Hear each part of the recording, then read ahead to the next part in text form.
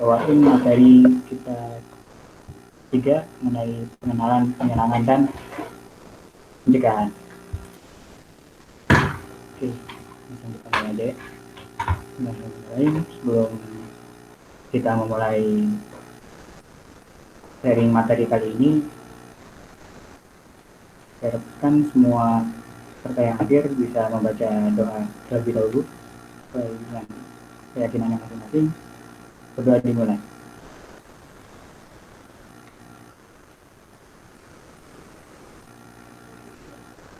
Berdoa selesai. Oke, mari kita mulai materinya. Geser dulu.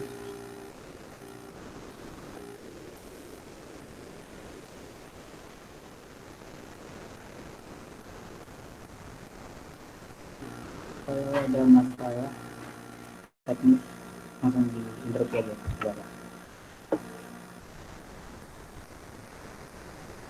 Jadi kita mulai ke materi pengenalan, penyerangan, dan pencegahan cyber. Kalau teman-teman ada yang sesuatu yang janggal atau salah dari kata-kata saya, bisa langsung interupsi atau dibenarkan ya.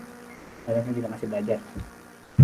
Oke, pertama ada isi kita kali ini ada pengertian umum cyber attack dan defense. Yang kedua ada tipe-tipe umum penyerangan cyber. Tiga ada penetration testing, itu pengertiannya dan segala macam yang berbau-bau penyerangan gitu ya. Kemudian ada yang keempat ada pertahanan keamanan cyber, baik itu berlaku di diri kita sendiri atau di kalangan organisasi gitu. Dan yang terakhir kelima ada bentuk pencegahan lainnya buat kita yang masih belajar ya. Dan insya Allah setelah materi ini selesai, kita bakal nyoba reverse shell Android. Kalau mungkin teman-teman masih bingung, nanti bisa ditunggu aja, sabar aja. Oke, lanjut ke sesi pertama. Oke, sesi pertama, cyber attack and defense. Kita masuk ke materi pertama, kita warm up dulu. Nah, dari materi kemarin nih, siapa yang pertama kali yang membuat virus? Teman-teman bisa diingat-ingat lagi, siapa? Ditulis di kolom komentar nggak apa-apa, atau mau langsung nyalain on mic, silahkan. Harus keluar dulu. Ya lu yang ngajarin, Wi, ya lu yang tahu lah. Coba dikira-kirain. Oh, udah ada yang ini ya. Oh, langsung dari mentornya ya. Oke. Iya benar, Bob Thomas ya. Yang buat virus Creeper dari perusahaan BBN Teknologi. Langsung dari mentornya ngasih tahu ya. Apa. Oke, langsung ke materi pertama kita, cyber attack. Pengertiannya. Jadi pengertian dari cyber attack ini sebuah serangan yang diluncurkan oleh cyber kriminal menggunakan satu atau lebih komputer yang menargetkan seorang tokoh atau organisasi. Nah ini cyber attack ini bukan dibilang ilegal, enggak secara legal. Kalau legal itu mungkin kan penyerangan bilangnya, testingan atau mencoba untuk membobol, karena kita kedua belah pihak tahu kalau emang kita menyuruh dia untuk menyerang kita. Kalau ada orang yang tiba-tiba menyerang kita, nggak ngasih tahu kabar, ya itu udah kriminal. Nah, buat cyber defense-nya ini sendiri, yaitu mekanisme pertahanan jaringan komputer yang termasuk di dalamnya terdapat respon untuk aksi penyerangan, perlindungan terhadap infrastruktur penting, dan jaminan informasi aman untuk organisasi, entitas pemerintah, dan pihak yang berhubungan.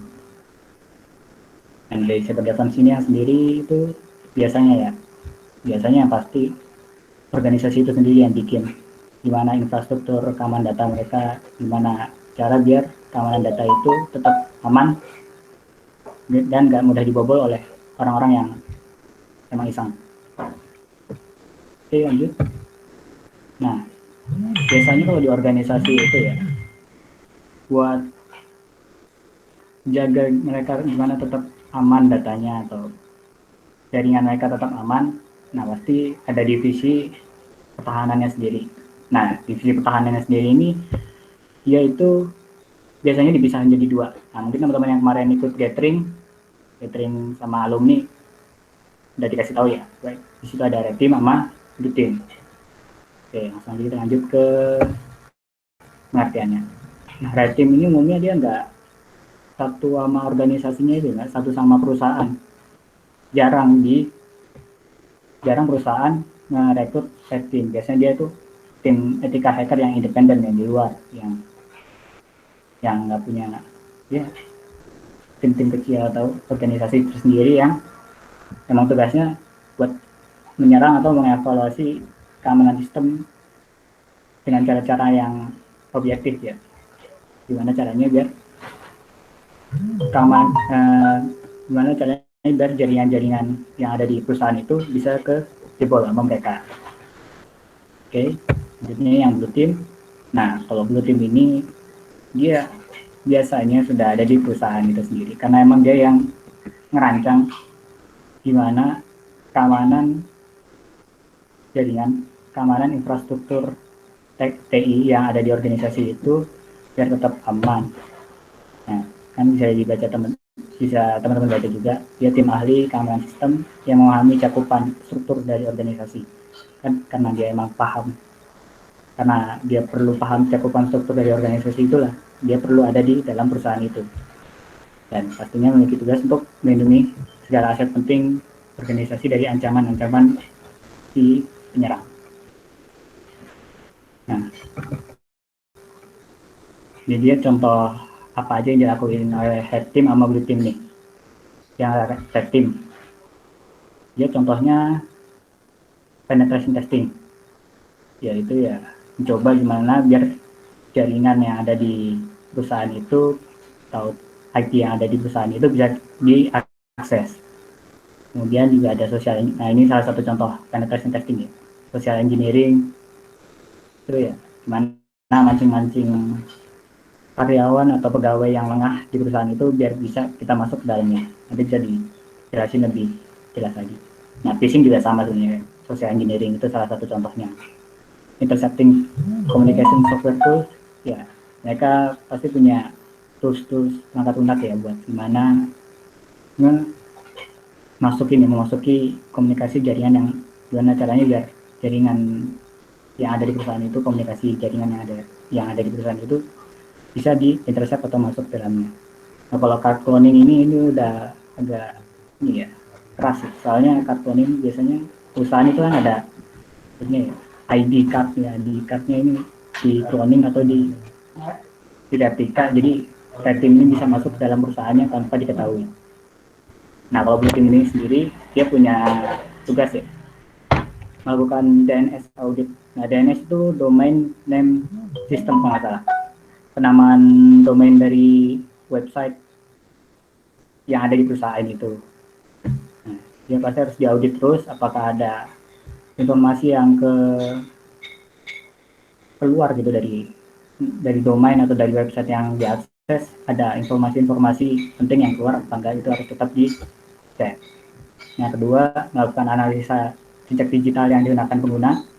Kalau customer yang pakai ke website kita analisa jejak digitalnya itu apakah memang kalau lagi di website kita itu mudah kedetek atau mudah keambil sama orang-orang luar. Nah, kalau emang mudah keambil sama orang-orang luar, itu apakah informasi yang bisa keambil itu sangat penting apa enggak? Nah, itu harus dicek, harus dianalisa terus-menerus. Yang ketiga, memastikan kontrol akses firewall telah terkonfigurasi dengan baik.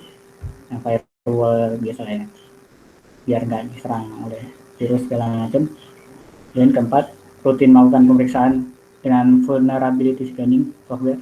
Nah, ini harus rutin gitu ya, menyekan kerentanan yang ada di software. Jadi kerentanan yang ada di software perangkat lunak sistem bisa terus diketahui dan bisa diketahui gimana cara buat mitigasi atau penyaluran kerentanan itu enaknya dibiarkan saja atau dikurangi atau diapakan. Nah, yang kelima, mengimplementasikan antivirus atau anti malware ke dalam sistem.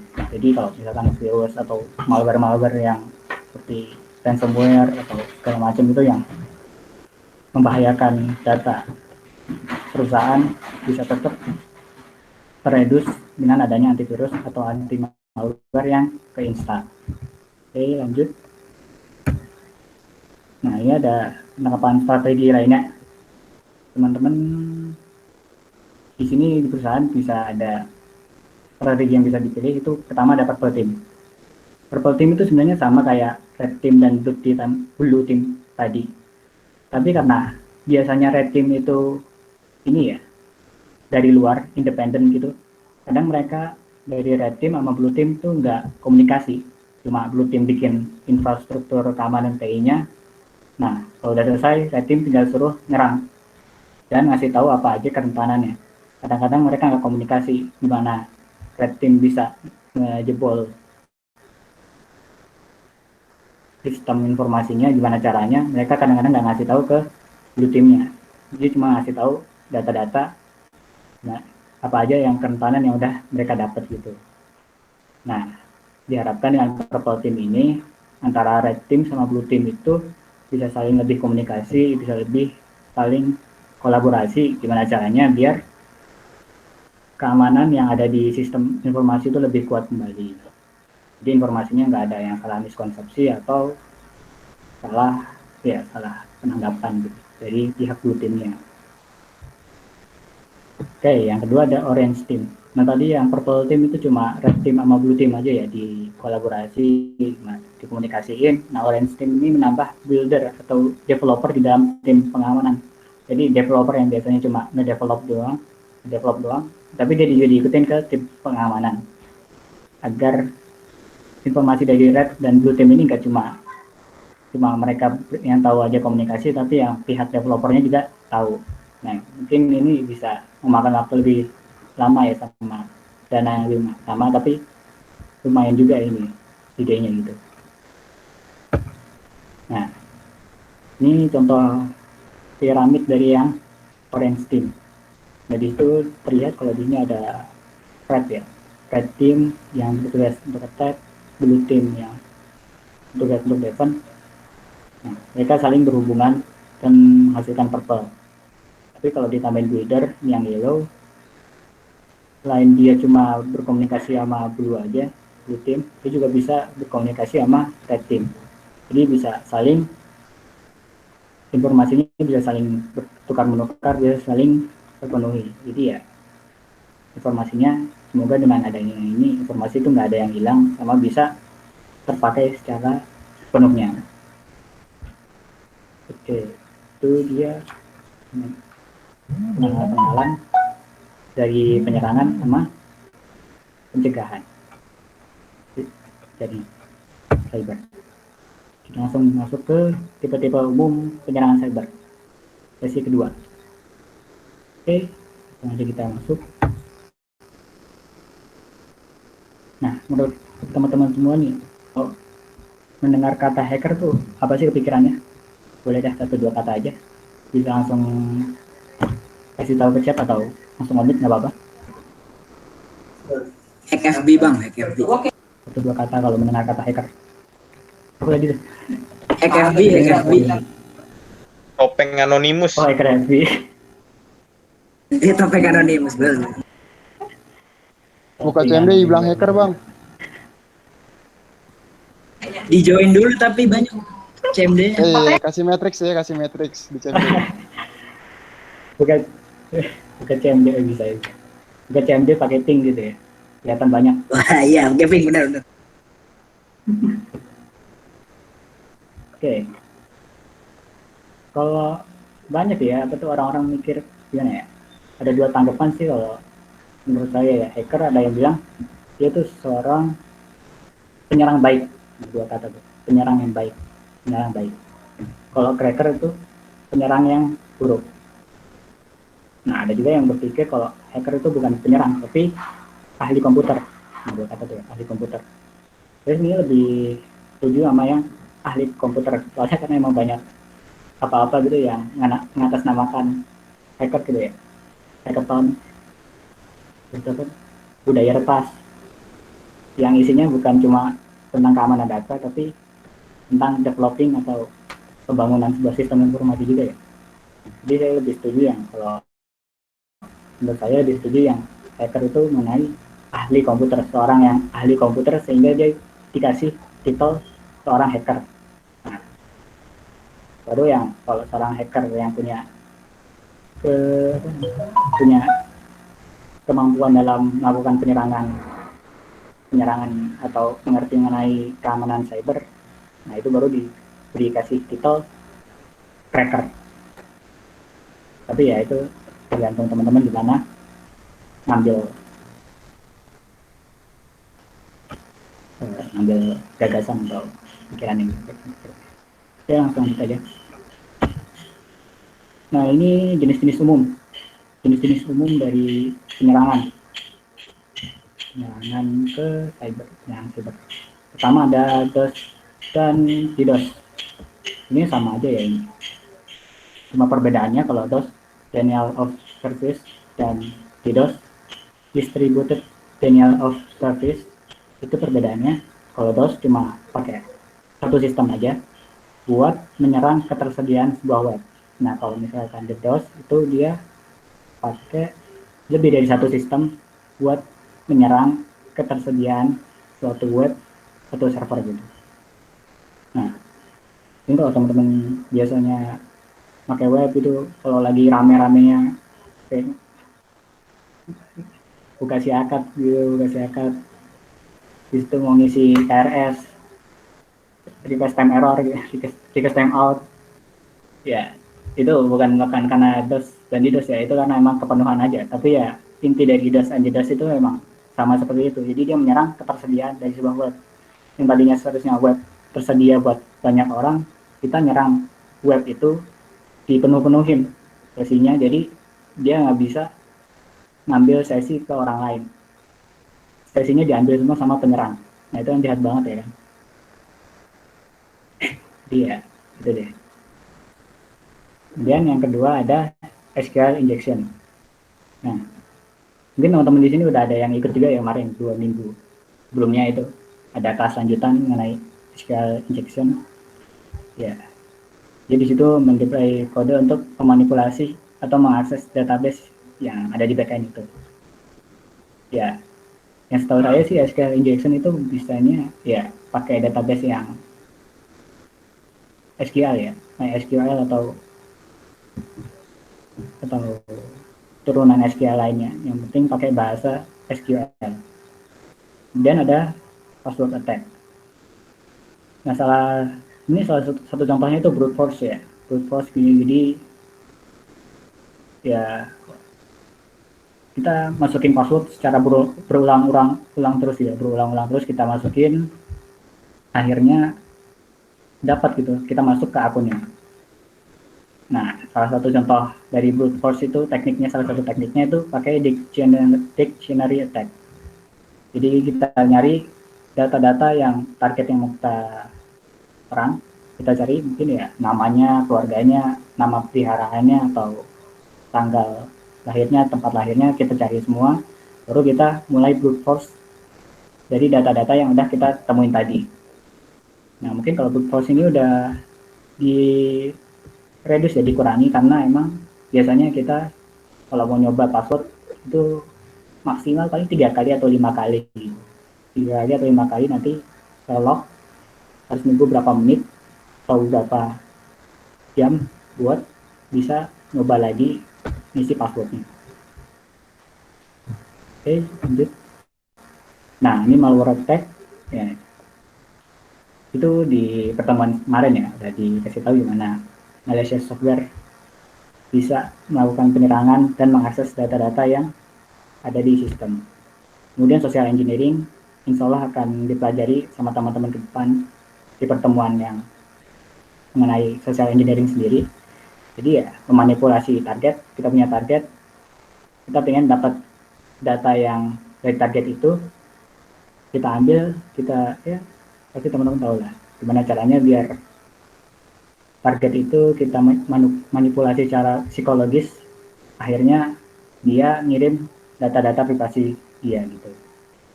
Nah, kalau MITM attack atau man in the middle, dia membuat koneksi baru antara klien dan server. Nah, biasanya klien dan server itu koneksinya dari antara A ke B. Nah, ada orang yang di tengah, ada orang baru, dia bikin koneksi baru. Jadi kalau klien mau ke server, dia bikin koneksi baru antara klien, kemudian ke orang yang ke tengah, kemudian baru ke server. Nah, kan bahaya ya kan kalau kita ngepas semua data yang ada, nanti ya nggak langsung ke server, tapi ke orang yang terlebih dahulu, baru ke server lagi.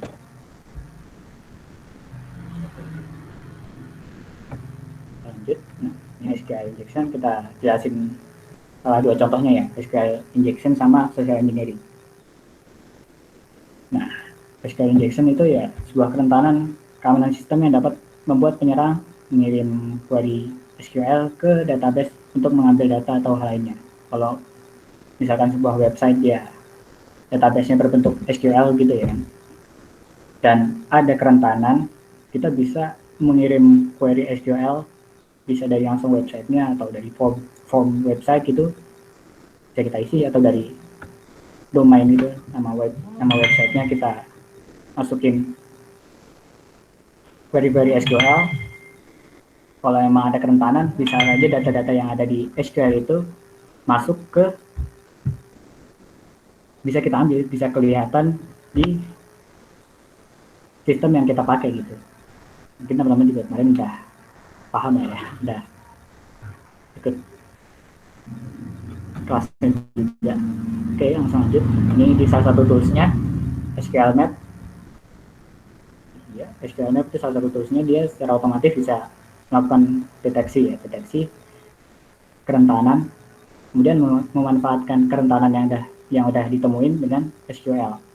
Nah, pas udah SQL injection itu berhasil masuk, kita langsung bisa mengambil alih database-nya. Itu bisa aja kayak create baris baru, atau ekstrak baris baru, atau segala macam hal lainnya.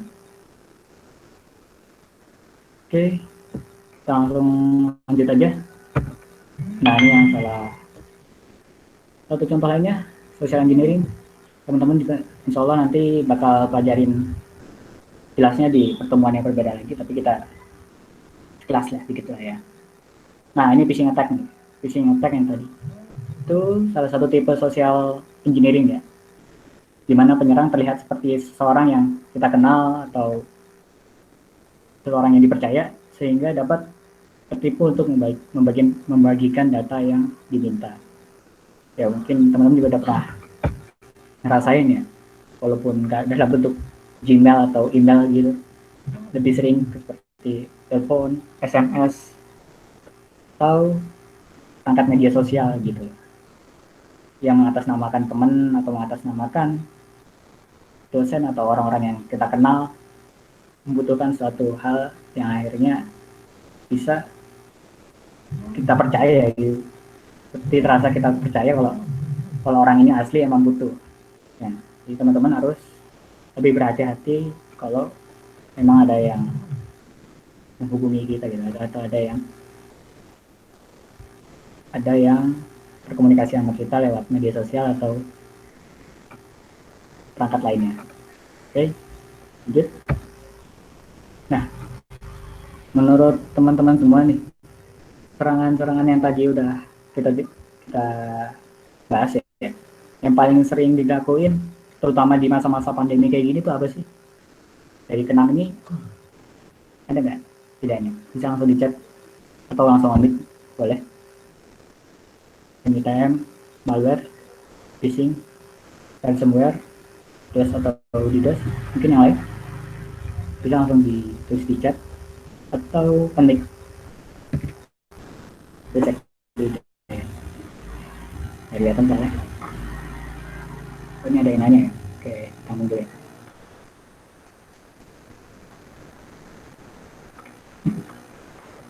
pakai phishing ya. Orang pada milih phishing ya, nggak ada yang milih malware gitu. Oke, banyak kan phishing nih. Kita lihat aja langsung yang phishing mana. Oke, kita lihat selanjutnya. Mau phishing ya? Jawabannya benar phishing. Nah, menurut CSO Online, phishing attack account for more than 80% of report security incident. Jadi ya,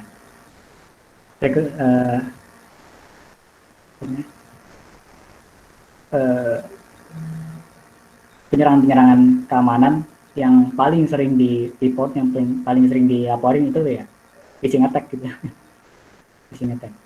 Nah, juga dari Cybin menurut dia 95% dari cyber security breaches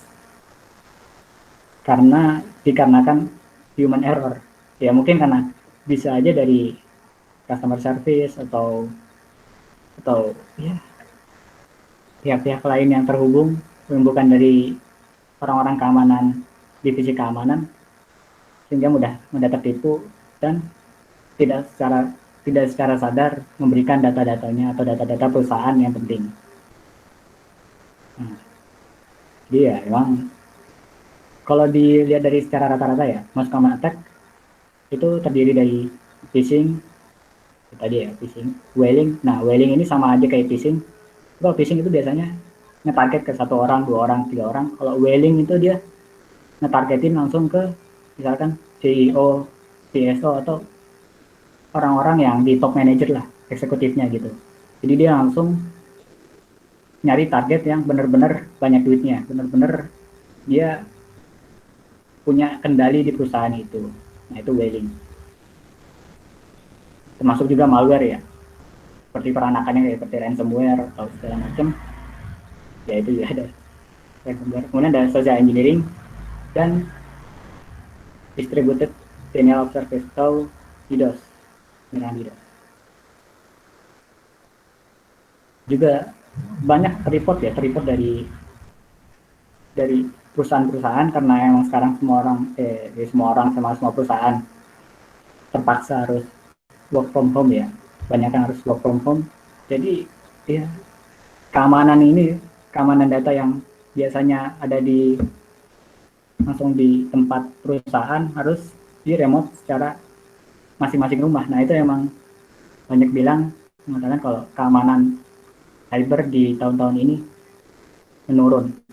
Banyak sekali penyerangan sama banyak sekali pengambilan data karena kesempatan WFH ini gampang sekali diambil gitu.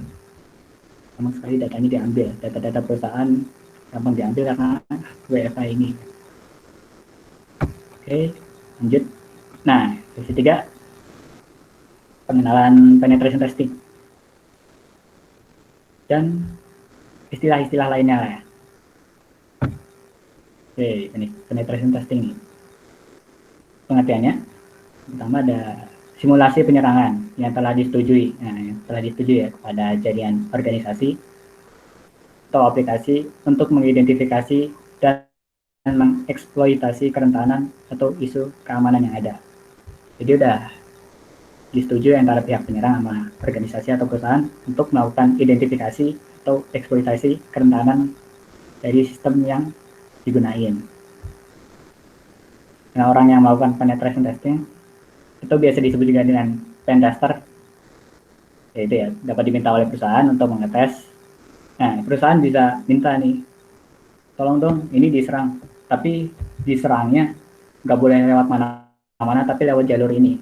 Misalkan emang dia perusahaannya itu pede kalau emang dari jalur ini tuh benar-benar kuat gitu, benar-benar kuat. Nah, perusahaannya bisa ngasih permintaan ke pen tester buat lewat jalur ini dong, tolong dilakuin penyerangan.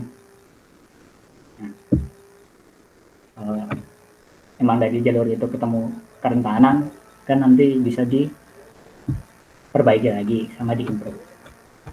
Oke, selanjutnya. Nah, setelah pen testing berhasil, nah ini salah 2 contoh kalau penetration testingnya berhasil ya.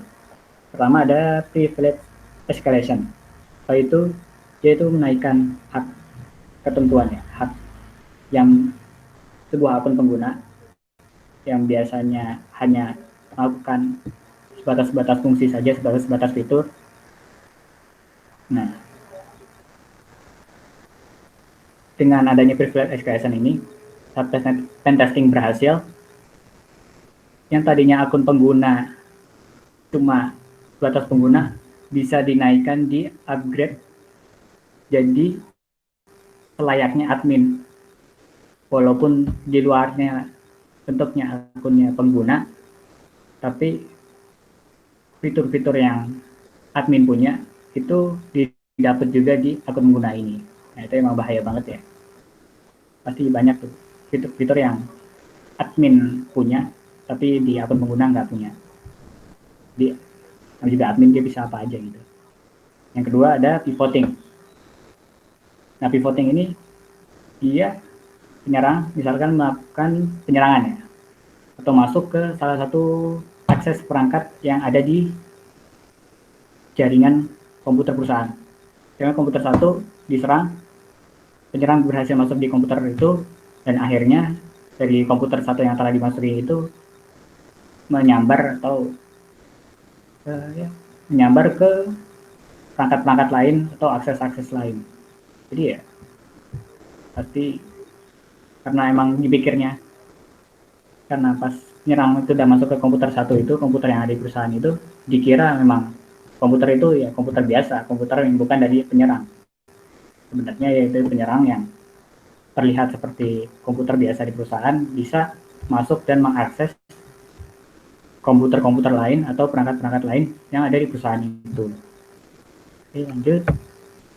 Nah, ini implementasi lain dari penetration testing ya. Nah, ini salah satu contohnya pas kita penetration testing itu bisa dicoba seperti reverse shell. Nah, dapat dikatakan sebagai shell virtual. Kalau teman-teman bingung apa itu shell, shell itu sebenarnya kayak kalau kita di Windows ini ya, kalau kita mau buka aplikasi itu biasanya ngeklik 2 kali ya kan. Atau enggak kalau kita ngetik di Word kita pakai keyboard. Nah, shell itu bertugas seperti komunikasi lah antara input kita mau apa, shell dapat. Nah, shellnya baru lanjutin ke perangkat keras atau sistem operasinya gitu. Shellnya dapat input ini, user minta mau kayak gini, dilanjutin ke sistem operasi buat dieksekusi. Nah, karena kita di Windows biasanya GUI ya bentuknya, jadi klik-klik atau klik aplikasi atau segala macam cara bukanya. Kalau di Linux biasanya kita pakai terminal, bentuk terminal gitu ya, kita ngetik komen-komen, tapi ya sebenarnya sama aja sih, cuma berbeda gimana cara makainya. Nah, di reverse shell ini, shell yang tadinya berkomunikasi itu yang buat berkomunikasi itu dimasukin sama komputer lain. Nah, tadinya cuma buat komputer ini doang dimasukin sama komputer lain. Jadi komputer lain bisa ngakses data yang ada di komputer ini yang udah dimasukin. Ya, udah ribet ya. Jadi ya data-data yang ada di komputer yang udah keserang itu bisa keambil dari shell yang udah ditiban, yang udah diambil alih sama komputer lain.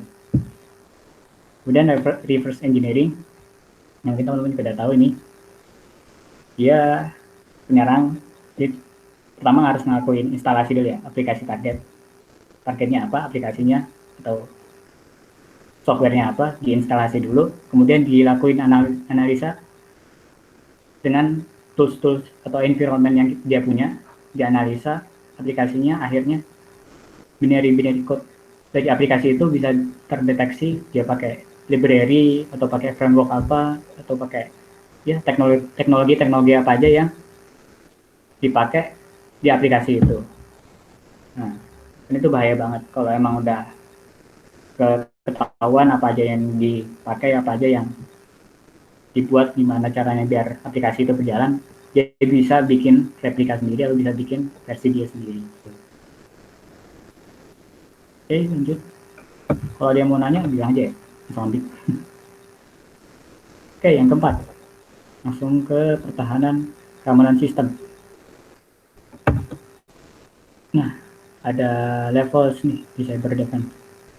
Jadi kalau di mata kuliah teman-teman udah ada yang 6 lapisan gitu ya, ada keamanan 6 lapisan: physical security, network security, dan lain sebagainya. Saya juga lupa sih itu apa. Tapi kalau secara teknisnya ini ada 3 level ya, level di cyber defense. Yang pertama ada first level, dia mekanisme pertahanan cyber tradisional ya, dia bersifat statis, bentuknya kayak identitas sama autentikasinya.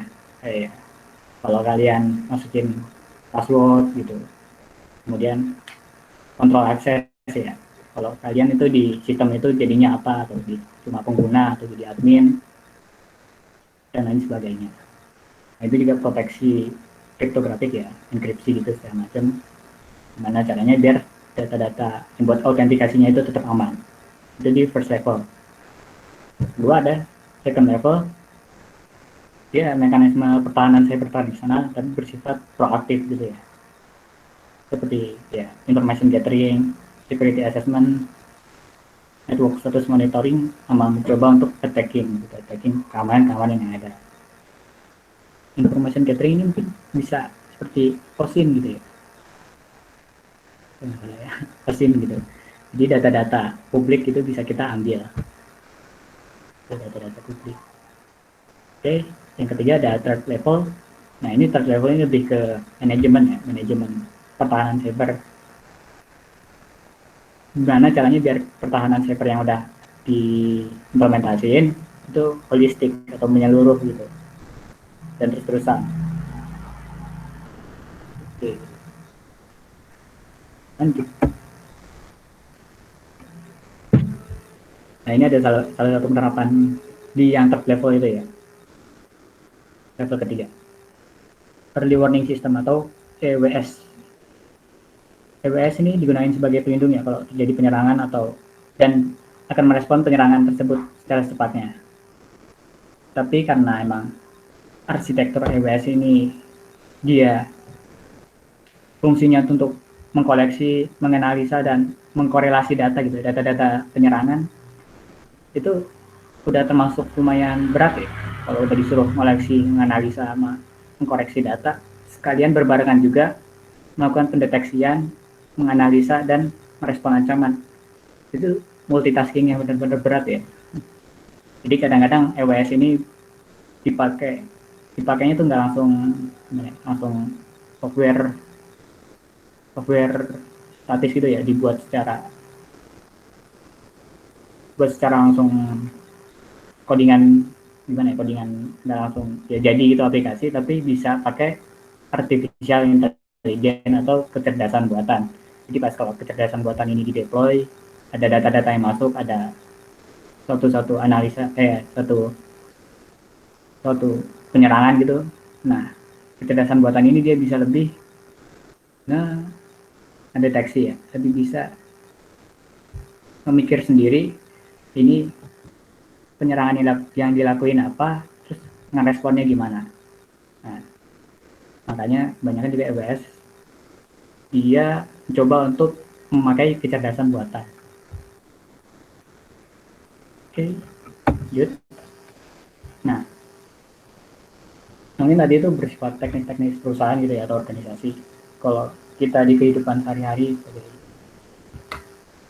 warga umum atau mahasiswa, gimana sih cara melindungi diri saya sendiri dari ya pas kita masuk ke jaringan atau internet, cyber gitu. Nah, salah satu bentuknya gimana cara melindungi kita diri sendiri itu pakai threat modeling. Nah, apa itu threat modeling? Dia itu sebuah proses dalam menanyakan hal-hal seperti dari siapa sih saya harus melindungi diri saya, apa yang sebenarnya saya ingin lindungi, sama bagaimana musuh saya bisa mematahkan perlindungan yang sudah saya buat gitu. Langsung ke contohnya ya. Contohnya nih, saya tidak ingin ISP saya atau internet service provider yang biasanya kalian pakai untuk mengakses internet seperti Telkomsel, IndiHome, Indosat, dan lain sebagainya. saya tidak ingin ISP saya mendeteksi atau mengetahui history browsing saya. Jadi, dan saya juga tidak percaya kalau ISP ini akan menyimpan informasi tersebut secara rahasia.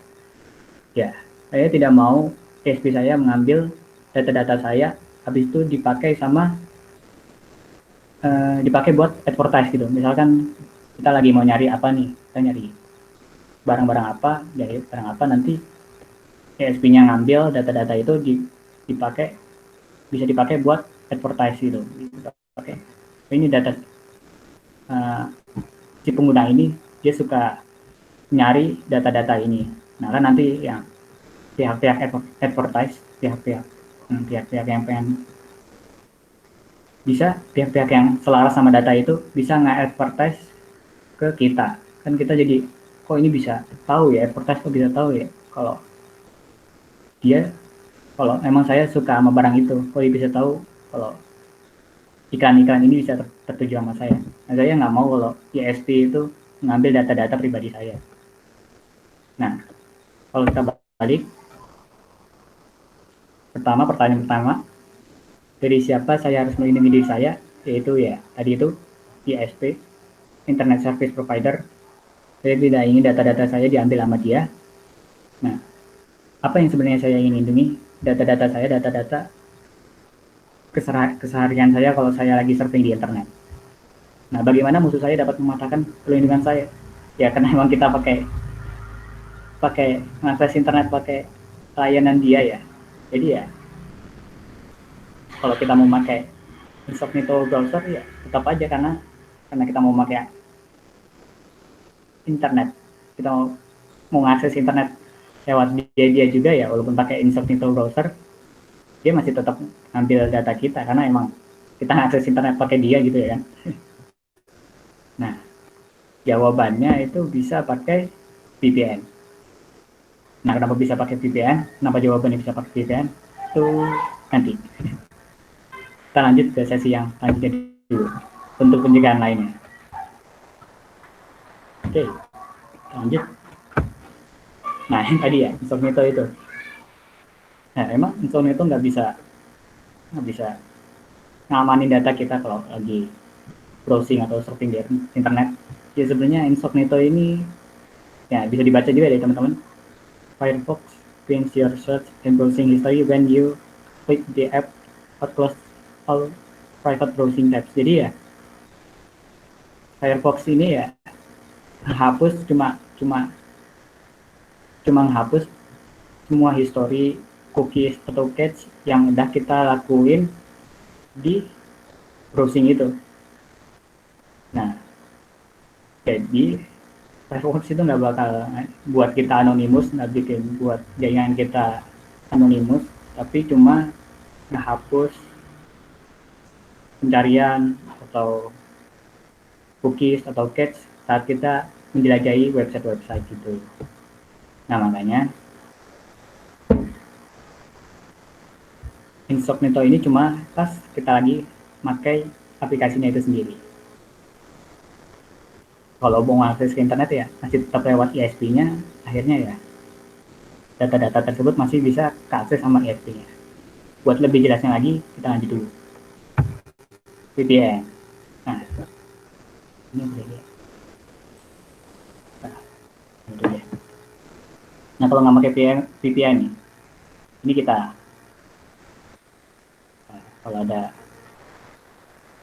mouse-nya ambil, ini kita misalkan kita pakai browser incognito ya, tetap aja nggak kelihatan gitu kan, tetap aja nggak kelihatan,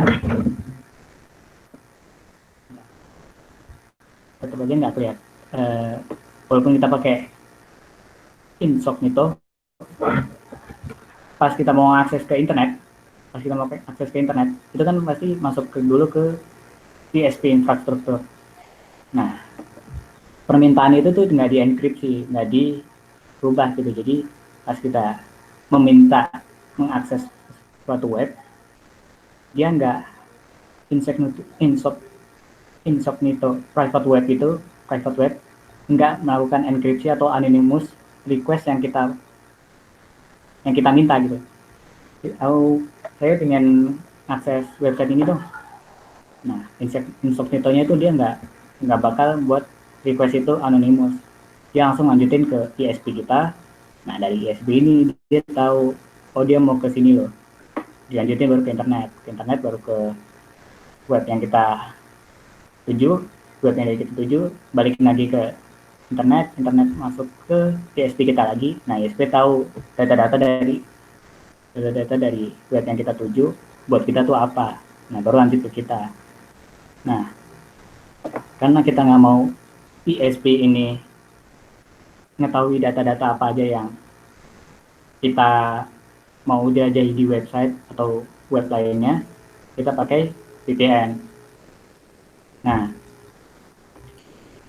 bedanya sama yang tadi itu, kalau kita pas ke melakukan request nih ya, melakukan request dari kita ke suatu web, itu nggak langsung ke webnya, tapi ke server VPN-nya dulu.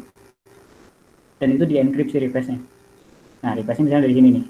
Saya mau buka web ini dong. Nah, nanti dienkripsi, ISP-nya bakal dapat request-nya itu, tapi dia request-nya nggak tahu kalau ini request-nya ini mau kemana ya, mau ke web mana ya. Soalnya dari pengguna itu request-nya nggak langsung ke web, tapi ke VPN dulu. Request-nya yang terlihat dari ISP, pengguna ini mau akses ke VPN. Nah, kan jadi ISP nggak tahu nih, ini dia mau masuk ke web yang mana ya. Dia cuma tahunya, ISP tahunya kalau ini dia pengen ke VPN-nya itu, ke server VPN-nya. Udah dilanjutin ke internet, masuk ke server VPN. Nah, dari server VPN ini, request-nya tadi yang terenkripsi, dibuka di deskripsi, baru dilanjutin ke web yang kita tuju. Nah, web yang kita tuju mengirimkan hasilnya, balik lagi ke VPN, di enkripsi lagi, balikin ke internet, terusin ke ISP kita. Nah, ISP kita juga nggak tahu, soalnya data yang udah dihasilin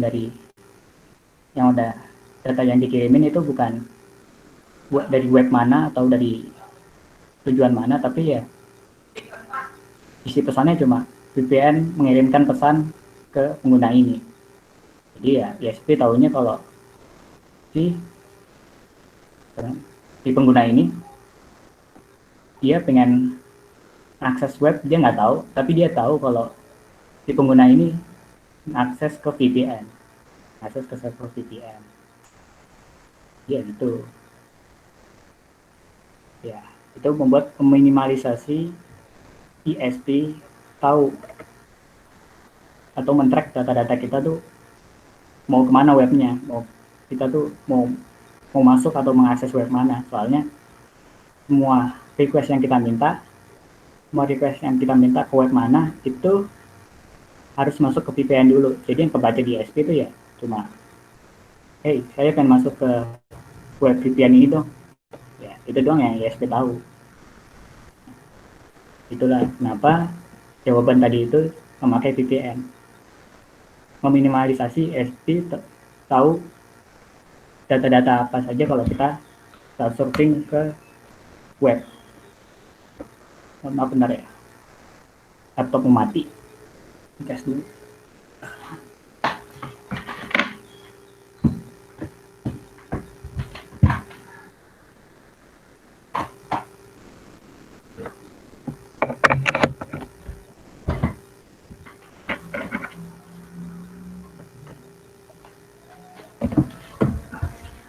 Oke, lanjut.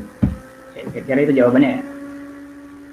Kenapa VPN bisa meminimalisasi ISP tahu kalau meminimalisasi ISP tahu web apa aja yang kita akses. Karena request-nya cuma permintaan ke VPN aja. Itu doang yang didapat dari pengguna. Oke. Lain hal lagi kalau penyerangnya gitu menyerang server VPN-nya ya. Menyerang server VPN-nya. Itu bisa aja data-datanya diambil gitu ya. Data-data request-nya. Tapi ya kan itu hal lain ya. Itu biasanya tanggung jawab VPN-nya sendiri. Memang kalau biasanya VPN itu berbayar ya, kan karena data-data request kita yang di VPN itu tetap dijaga sama mereka dan nggak diperjualbelikan. Kalau kita pakai VPN gratis ya, takutnya data-data data-data request kita yang ada di VPN itu bisa aja dijual beliin atau ya dijual-jual juga gitu akhirnya. Kayak gitu. Nah, contoh lain pencegahannya menghindari aplikasi bajakan atau malware ya. Seperti teman sebelumnya, karena kita nggak tahu nih aplikasi bajakan yang udah kita install tuh, selain dia install aplikasi buat bikin backdoor aplikasi yang harusnya nggak bisa diinstal jadi diinstal, kita nggak tahu dia nginstal apa lagi. Siapa tahu dia nginstal software atau perangkat lunak buat mining gitu, buat mining di komputer kita, atau bisa aja dia nginstal software buat komputer kita dipakai penyerangan DOS atau DDoS. Jadi ya, kalau bisa menghindari aplikasi bajakan. Oke, lanjut. Rutin update software, antivirus atau anti malware.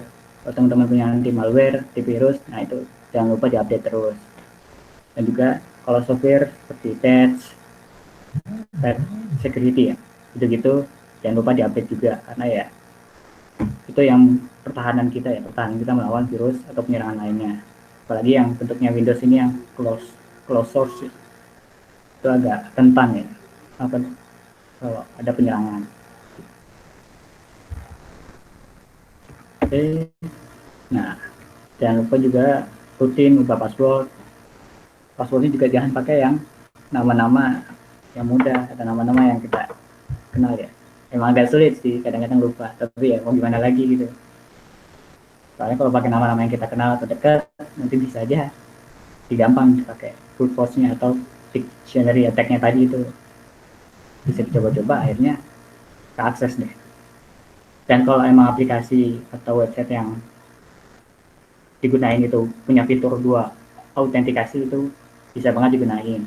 Sekarang kayak Google kan, selain dia masukin password, pas kita enter passwordnya benar, nah dia autentikasi lewat HP kita. Kalau HP pas kita lihat HP kita, kemudian kita setuju kalau itu memang kita yang akses, nah baru kita masuk ke layanan Google-nya. Kira-kira gitu. Ya, terima kasih. Ya, itu selesai ya. Ya. Habis ini kita mau ada demo universal Android. Kalau ada pertanyaan bisa langsung masukin ke chat atau ketik aja. Dan teman-teman kalau mau lebih pelajari lagi materi sesi yang sebelumnya bisa dilihat di referensi yang ada ini. Oke, sudah selesai.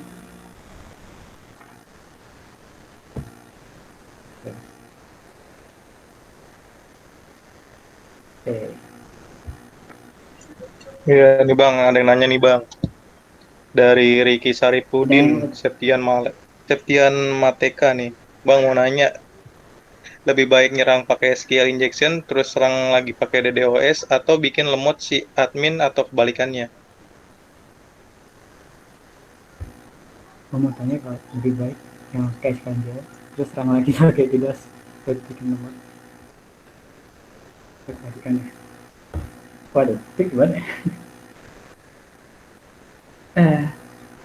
Itu udah beda ini ya, beda. Menurut saya sih itu udah beda tujuan ya.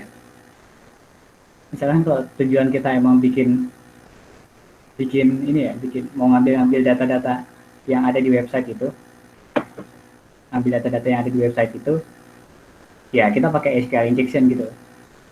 Kita temui kerentanan di backend-nya, kita masukin query SQL, kita dapat data-datanya. Nah, kalau emang kita mau nyerangnya bentuk, kita pingin kalau website itu nggak tersedia gitu, nggak tersedia buat dipakai orang-orang, ya kita pakai DDoS gitu. Kalau kita misalkan SQL injection ya, habis itu kita DDoS juga, takutnya kita juga pas nyerang nggak bisa dapat akses ya. Bisa sih sebenarnya, bisa aja sih. Tapi ya itu ya gimana kalian aja, pengennya tujuan penyerangannya gimana. Mungkin itu sih dari saya, atau ada teman-teman cyber yang lebih berpengalaman bisa membantu. Terima kasih. Sebentar saya mau ini ya, mau apa?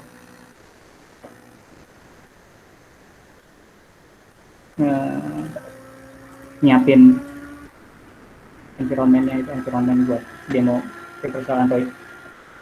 Jadi itu tadi pertanyaan boleh ditanggapin dulu sama abang-abang. Terima kasih.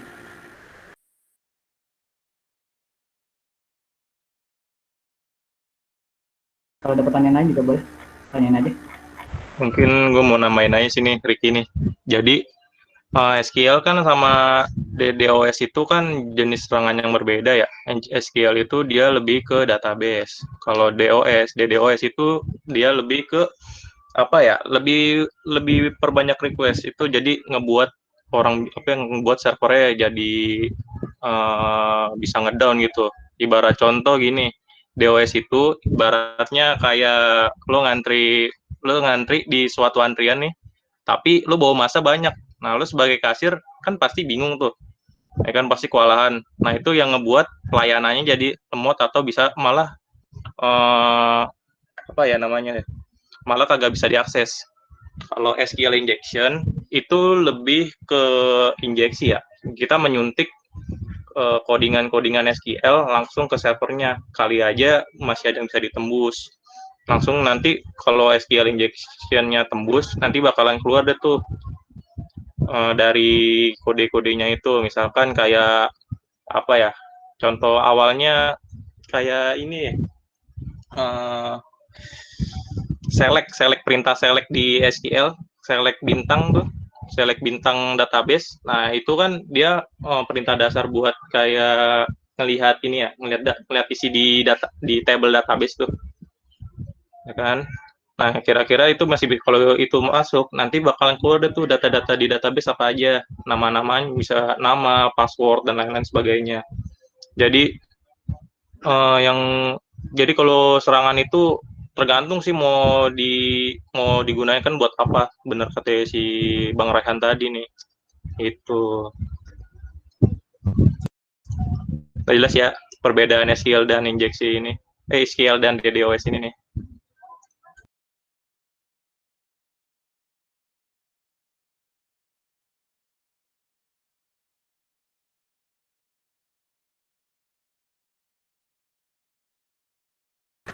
Kalau ada lagi pertanyaan silahkan.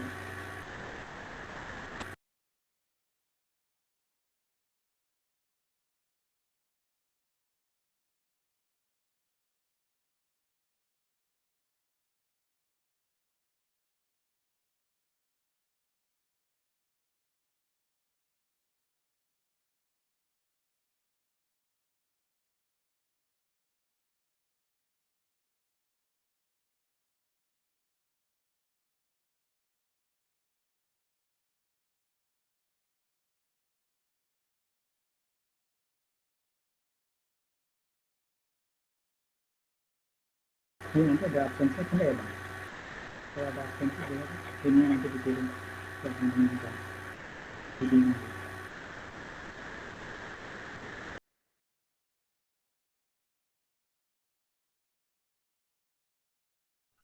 Intinya kalau mau pakai SQL injection, intinya kalau mau ngerti belajar itu dulu, belajar database itu benar-benar penting gitu. Kayak masalah kemarin kalau yang ikut kelas lanjutan kan pada itu kan ada yang kalau misalnya dengerin pusing kan, itu apaan anjir, select bintang, select apalah, itu harus benar-benar ngerti database misalnya kalau mau melakukan SQL injection. Ada aja sih kali aja kan, kalau nggak asal kopas doang atau pakai kemarin kan pakai SQL map misalnya, kalau pengen nyoba iseng SQL injection harus belajar itu dulu, database tuh biar ngerti. Fikri ngerti kan? SQL injection kemarin. Kalau database-nya masih PAMA aja bang. Cuma nyari bugnya itu tuh. PR tuh kayak. Di website pemerintah. Jangan. Parah. Anda ketahuan IP-nya ntar dari datanya. Oh, kan bisa pakai VPN tadi. Komen di bisa ketangkep loh. Hati-hati aja. Apalagi SQL injection. VPN-nya yang canggih dong, yang pindah-pindah tuh. Iya tuh ya benar tuh. NordVPN. Ngomong ke Tore kali ya, asik kali ya. Aja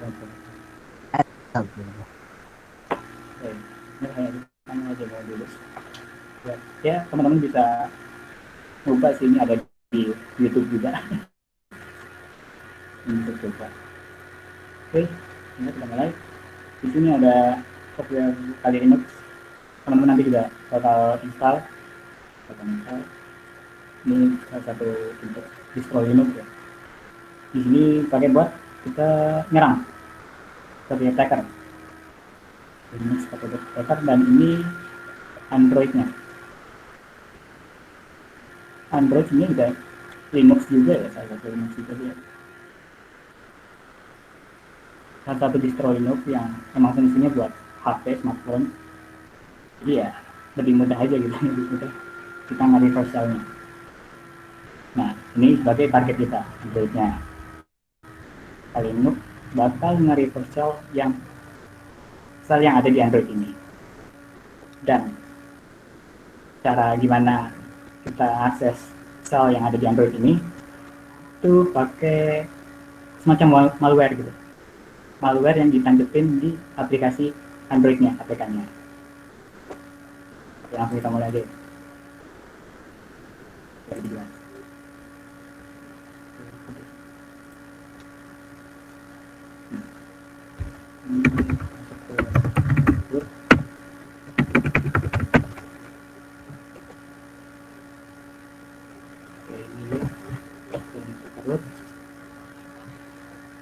Nah, gimana cara kita masukin malware-nya ya?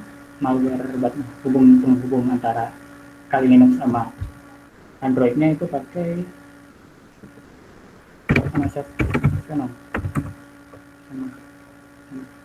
Venom. Nah, ini nih belakangnya. Parameternya. Kalau di ini Android-nya versi 7 ya. Versi 7 itu apa? Lollipop atau apa? Lupa. Itu masih bisa ke terang metode ini. Tapi kalau Android 9.11 itu ada yang bilang nggak bisa. Soalnya sudah ada anti malware-nya. Yang buat mendeteksi malware yang kita mau tancepin gitu. Nah, cara ngatasinnya gimana? Itu bisa pakai parameter ini, encrypt. Ya, jadi encrypt malware kita sepertinya gitu ya. Encrypt malware kita biar nggak ketahuan sama anti malware yang ada di Android 9.11. Oke, lanjut ngobrol.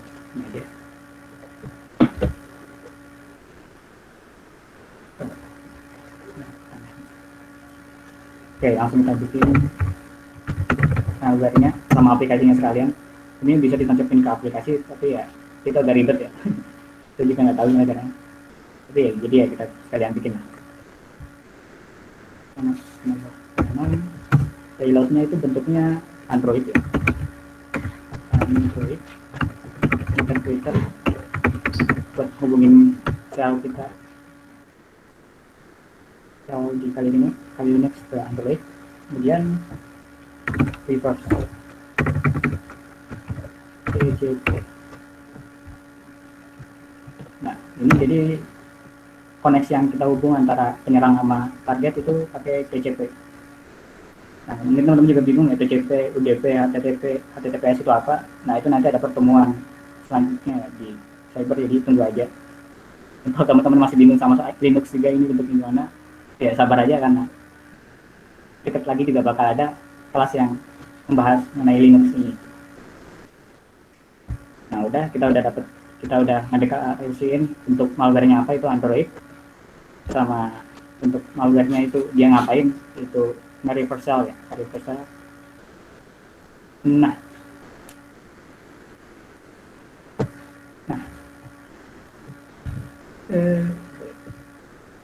ini kan aplikasinya mau kita download di sini nih di Androidnya, pasti kita perlu websitenya ya.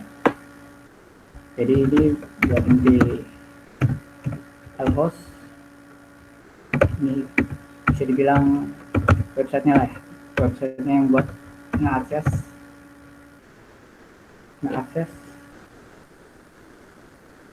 aplikasi ini, di download, dimasukin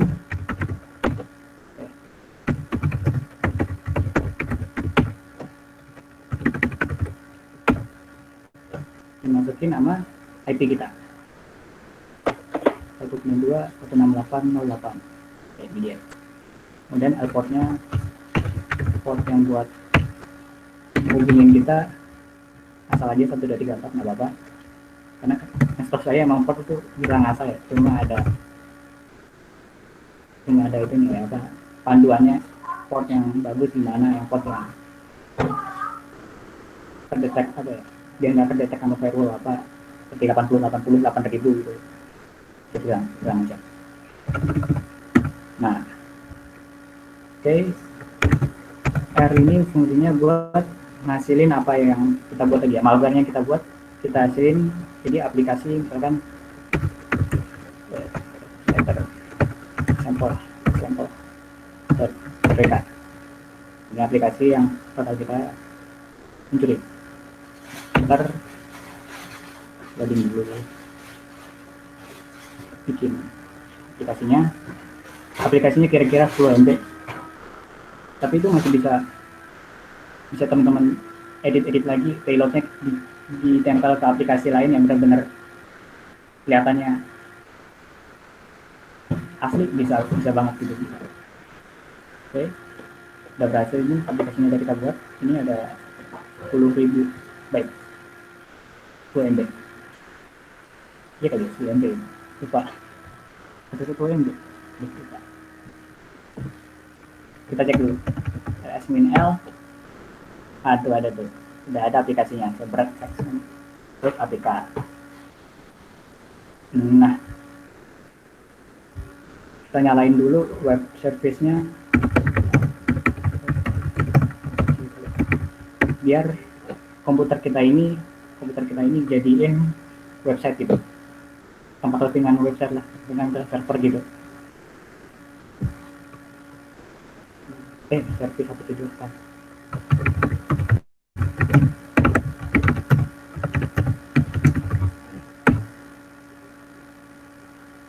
Oke, web servernya udah nyala, jadi nanti Android ini bisa mengakses komputer ini lewat browser. Karena udah jalan, kita pindahin dulu aplikasinya ini ke direktori tempat websitenya ke hosting atau tempat websitenya disimpan. Kita pindahin move ke www.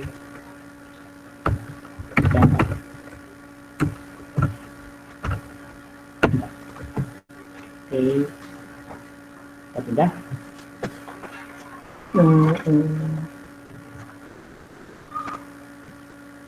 Kita masuk ke konsol server buat nanganin payload tadi atau nanganin malware yang tadi itu kita bikin.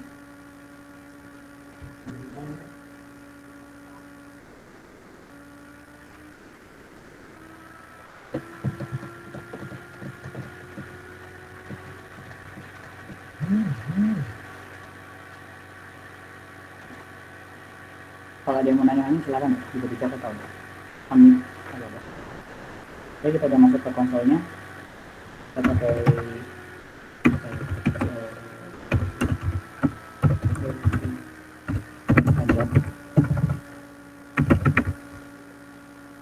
buat nanganin reversalnya. Udah masuk ke set payload tadi yang aplikasinya.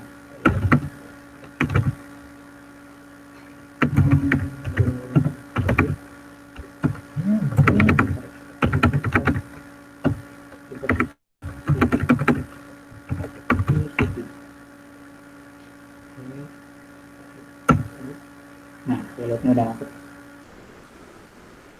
Kemudian kita lihat dulu host sama airportnya udah di setting belum ya, masih belum diisi.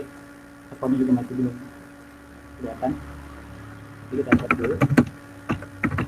Terus 92 yang kita tambah di komputer kita. Ntar airportnya juga sama yang tadi kita udah buat.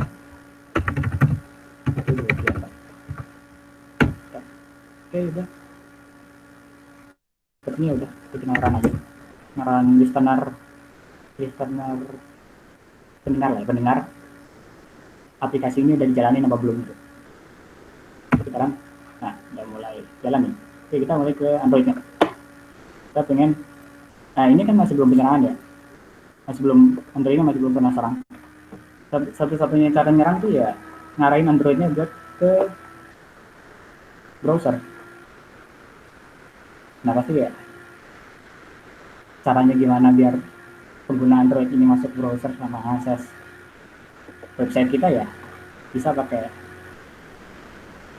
social engineering gitu. Social engineering kita rayu-rayu, kita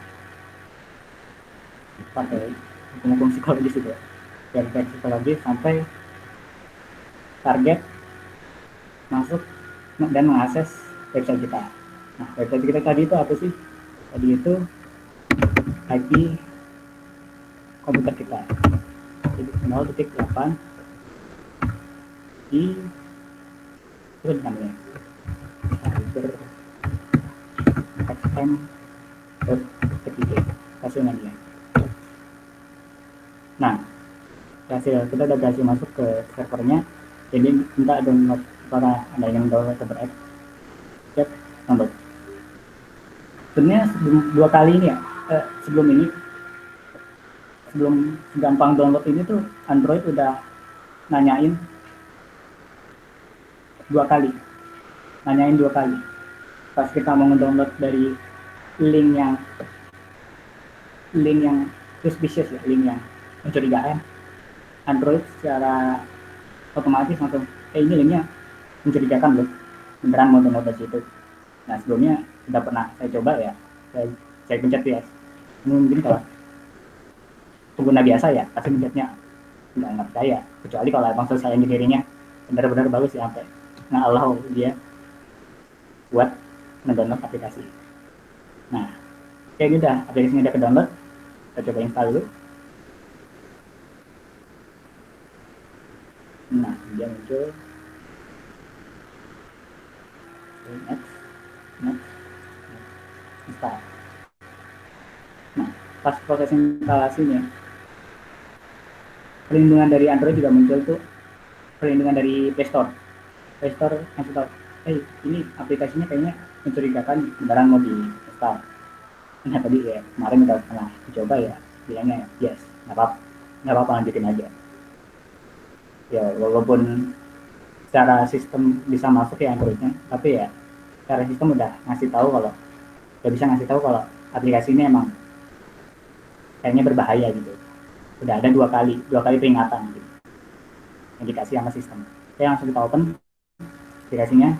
Secara otomatis di server atau komputer penyerang kita dia langsung menerima sinyal, ya request atau ya permintaan gitu kalau Android ini udah ke akses sama kita, udah bisa kehubungan sama kita, jadi kita bisa ngapain aja di sini. Kan help ya, di situ bisa apa aja, kan ada add install, nge-request to install APK file, jadi kita bisa nge-install aplikasi Android lewat sini, dan ada juga request uninstall aplikasi, kita bisa nge-request aplikasi lewat sini, jadi kita bisa apa aja di sini. Misalkan kita mau tahu info dari sistemnya, gitu, terus info muncul informasi-informasi yang ada. Kalau karena kita tujuannya pengen masuk ke filenya ya, jadi kita langsung ke file, masuk file. Nah, kita udah berhasil masuk filenya. Karena tadi yang dibilang Android itu salah satu Linux distro. Nah, nanti kalian pelajari juga di pertemuan selanjutnya. Itu bisa lebih gampang karena sintaksnya sama seperti WAMI. Nah, ini nama user di aplikasi Androidnya. Kemudian ada di DDR kasih tahu IP-nya Android, tahu di sini ada 192.168.0.7. Nah, ya kira-kira itu aja sih. Kita bisa ngapain apa aja di sini.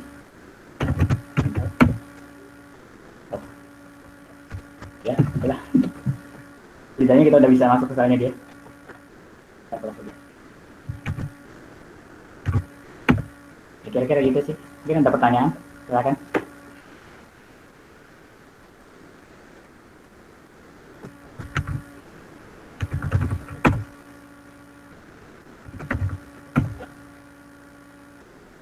Stop sharing.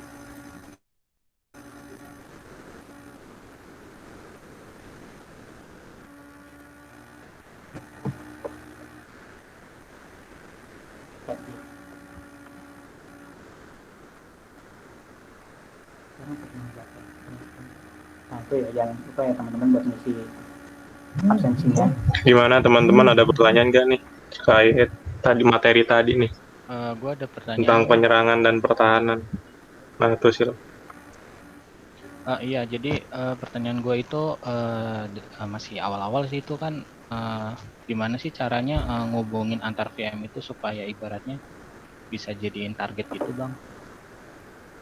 Oh, itu ya, itu di ininya. Saya screen deh. Ininya apa? Gampang sih, cuma konfigurasi. Konfigurasi di VirtualBox-nya. Setting, network. Nah, di sini saya milih widget adapter ya, widget adapter. Itu ya, ini apa namanya? Berarti VirtualBox-nya menghubungin virtual komputernya sama perangkat keras yang hubungin kita sama internet gitu. Di sini saya tuh Intel, ya, saya tuh lupa saya WiFi card ya, dia kayak WiFi cardnya kali. Jadi widget adapter ini sepertinya bisa keluar jaringan ya, bisa kemana-mana gitu, bisa keluar jaringan gitu. Saya pakainya widget adapter, tapi bisa juga kayak NAT network. Nah, di NAT network ini kita bikin jaringan baru, jaringan sendiri antar VM. Misalkan ada 2 VM, 2 VirtualBox yang lagi nyala, kita bisa bikin jaringan baru yang khusus buat 2 VM itu doang. Sebenarnya sih bisa pakai NAT network, cuma ya, saya dapetin widget adapter itu bisa, ya udah pakai widget adapter aja. Kira-kira itu sih. Oke, Bang. Mungkin Makasih ya, Bang. teman-teman cyber ada yang bisa nambah ya? Baik.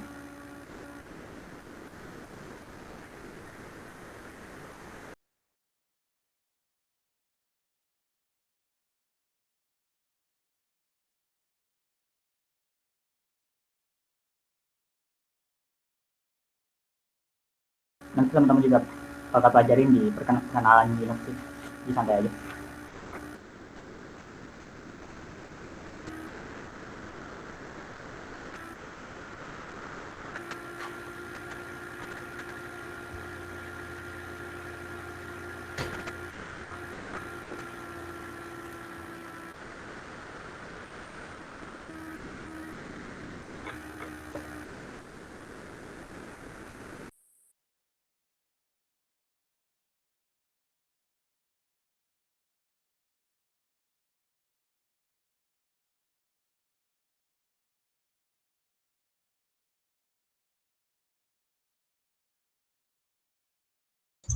Gimana teman-teman?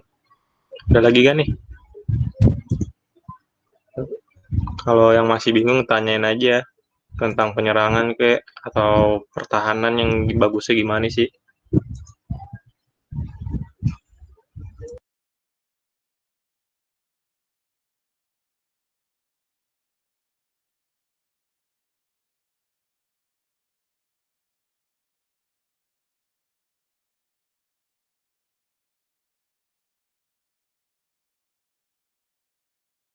Nah, ini ada angkat tangan nih, siapa ini? Adisa nih.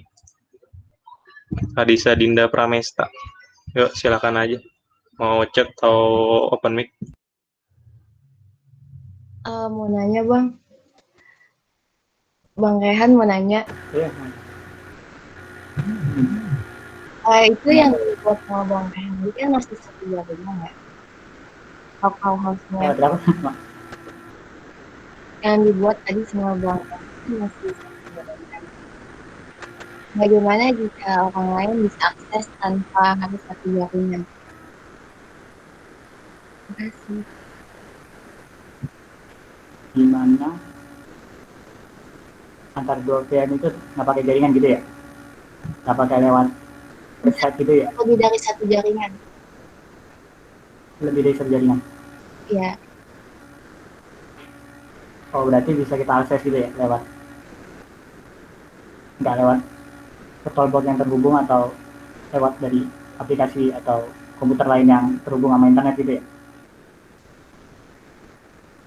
Iya. Gitu Bang. Oke. Sepertinya ya tadi itu yang ini ya.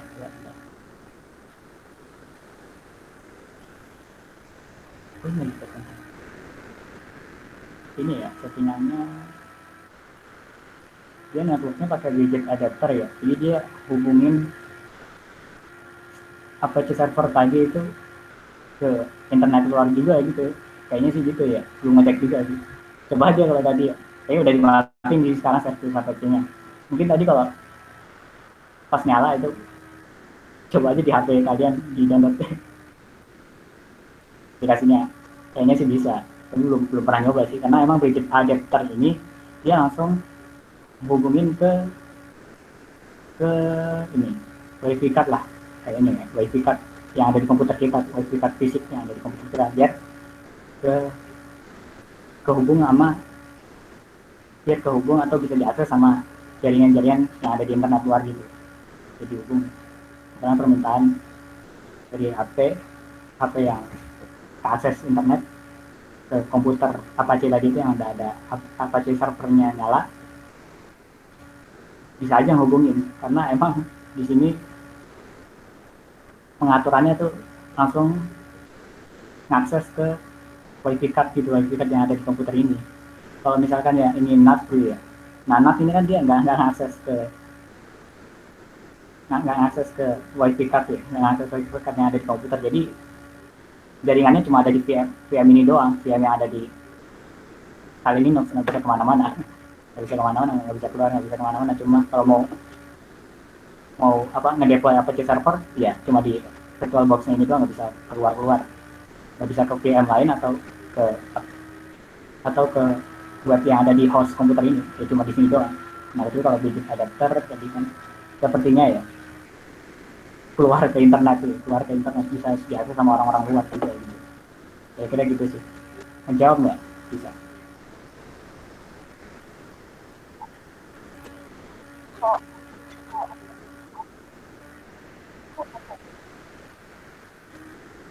Maaf di suaranya kecil soalnya.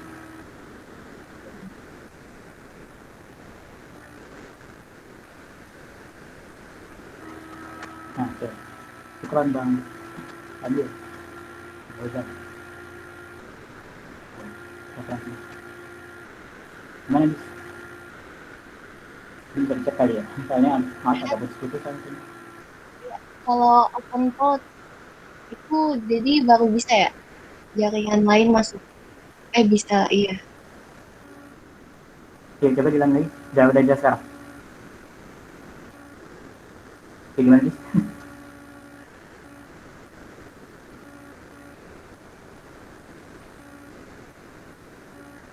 Iya, kalau tadi ya bridge adapter di setting bridge adapter ya bisa akses jaringan yang ada di VM VirtualBox, bisa akses ke kemana-mana asalkan ya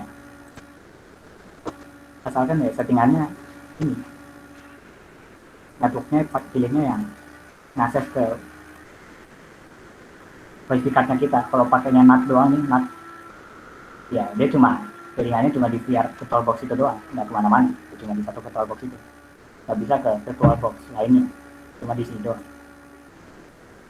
Nah kalau host only, nah ini baru cuma host sama VirtualBox ini dia saling bisa berhubungan. Nah kalau di VirtualBox-nya deploy APK server, host komputer yang lagi saya pakai ini Windows 10 bisa ngakses web yang di deploy sama VirtualBox-nya itu.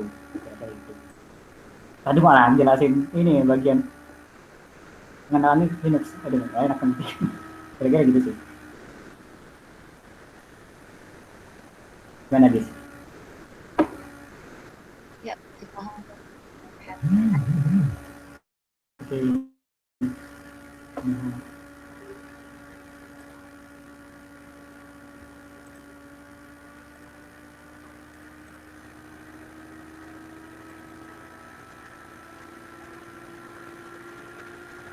Bertanya lagi, sampai jam berapa bang? Jam 10.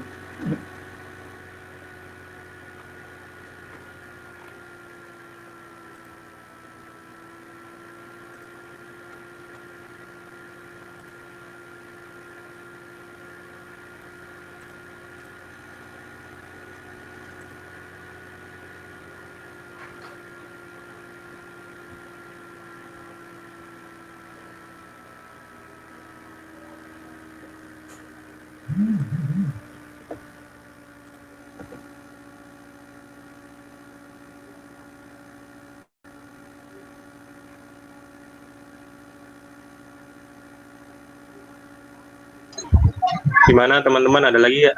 Kayaknya di chat ada tuh. Gue tadi sempat keluar sih. Oh ya, beneran, coba deh. Itu bunyi kipas bang, aduh, kedengeran ya? Astaga, sorry ya. Emang kalau kipas ya, nyalain VirtualBox 2 ya, kalian ya, coba hitung aja ya, nyalain VirtualBox 2 bisa makan RAM banyak. Hati-hati aja, apalagi sambil nge-record kita tadi kan, nge-record sama seri-seri jadi ya, suaranya udah kayak apa aja dah. Oh ini ada nih ya, lebih baik memperdalam buat penyerangan atau pertahanan aja bang, dan apa tindakan selanjutnya jika kita hanya memperdalam satu aja. Oke. Kalau menurut saya ya, memperdalam penyerangan ya, pasti ya kita nyari ilmu ya, masih nyari ilmu sampai kapanpun ya kan. Memperdalam mengenai penyerang gimana cara menyerang itu emang jadi ilmu ya kan. Kalau buat pertahanan ya, semoga aja gimana ya.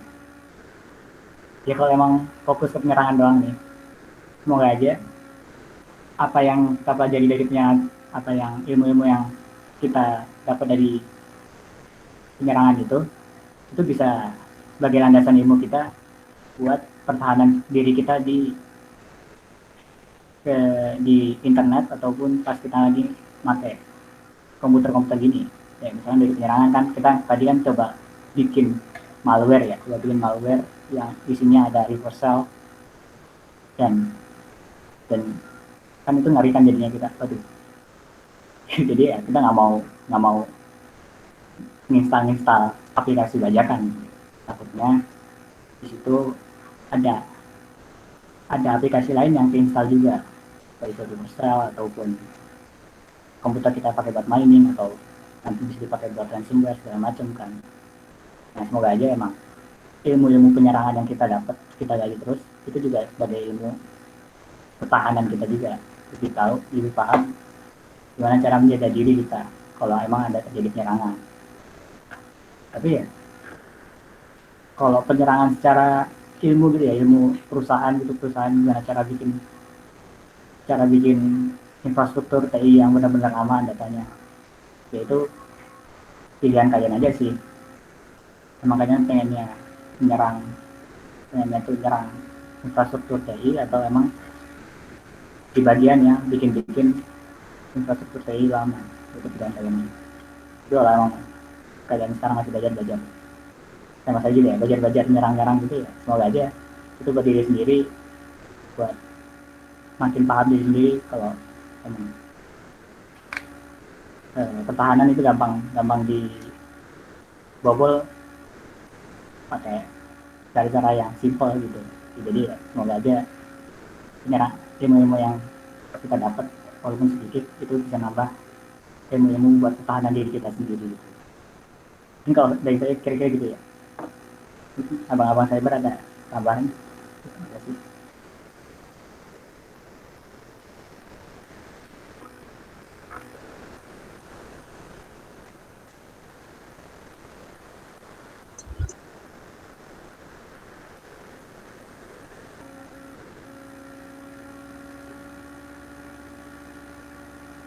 Gimana nih Bang Akmal, kali ada masukan nih Bang Akmal nih? Lu kemana?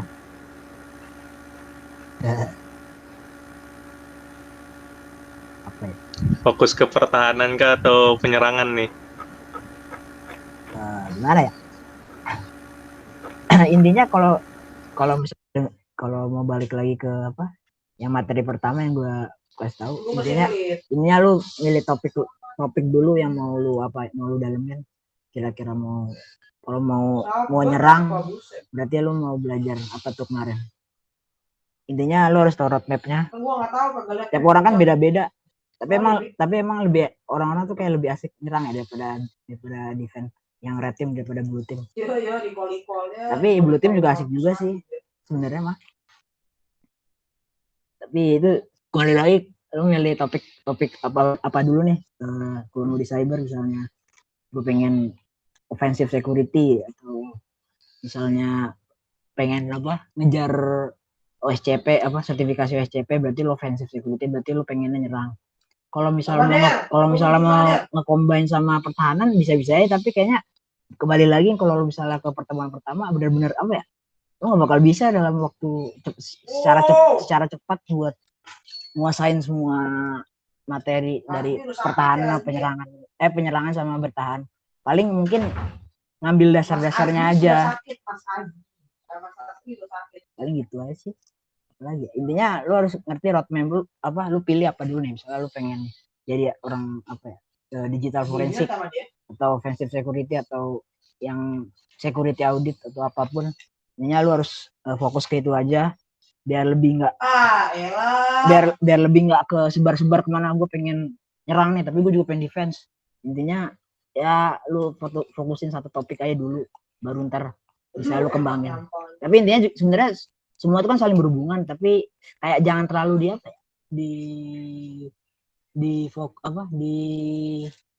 terlalu didalemin semuanya, kayak nggak bakal munya sih. Pasti ada salah satu, ini lu dalemin fokus satu peminatan atau satu bidang, baru nanti lompat-lompat ke yang lain, nggak terlalu dalam mendasar-dasar aja. Karena gitu sih. Kalau kuat ya silakan, kalau mau nyerang mau bertahan boleh silakan. Soalnya dari sertifikasi. Kira-kira mau jadi Elliot ya? Keep light orang. Ininya tiap universitas, tiap sertifikasi kan juga beda-beda tuh kan. Pasti kan ada yang blue team tuh, ada yang red team juga ada. Intinya ya udahlah, mending lu fokusin satu topik dulu, apalagi kan masih mahasiswa, kita kan masih kayak kurang berpengalaman dalam semua hal. Ini kita fokusin aja dalam satu topik. Kalau minat condongnya ke defensif ya boleh, tapi kalau misalnya harus ngerti juga sih ofensif. Intinya ya balik lagi dah, biar nggak muter-muter. Lu pilih topik apa aja dulu yang mau lu tekunin, baru nanti bisa nyebar kemana-mana. Gitu sih. Mending nyerang sih ya. Si siapa tadi yang nanya? Ini siapa itu? Yang attack apa itu defense? Ricky ya? Ricky Sarifudi. Intinya itu dah. Kalau lu kuat dua-duanya boleh. Kalau lu mending pilih satu topik aja. Offensive security aja. Kalau mau asik penyerang-nyerang. lihat aja tuh kalau mau modulnya PDF nanti gua kirim kali aja. Boleh tuh. Gua kirim yang Kaulah muda defensive. suka yang nyerang-nyerang Bang ya. Iya, lebih enak nyerang ya, ngedefense gitu. Enggak, jangan. Emang dilihat emang kalau Carry ngedefense, gitu. ngelihat kalau defense gitu kayak bosan gitu. Padahal sebenarnya lebih nggak tahu sih gue juga belum tahu sih condongnya kemana. Tapi ofensif sih lebih asik.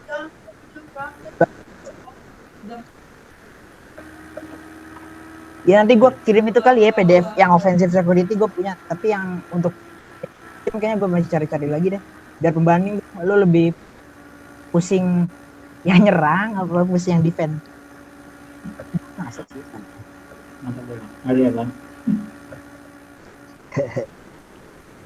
Luas bos di dunia cyber, susah banget. Kita nggak bisa nguasain antara nyerang sama defense, makanya harus belajarnya konten.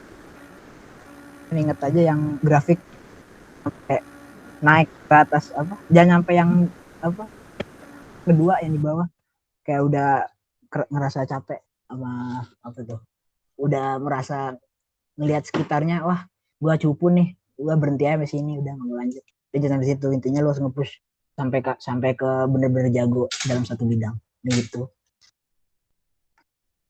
Lihat aja pertemuan satu, iya jangan nggak usah, nggak jelas itu. Lanjut Ryan. Makasih bang. Pengingatnya juga ya. Terus belajar. Ya karena juga berhenti belajar ya bang. Pemerintah terus juga kita belajar. Ini ada yang main. Ya, belajar lah.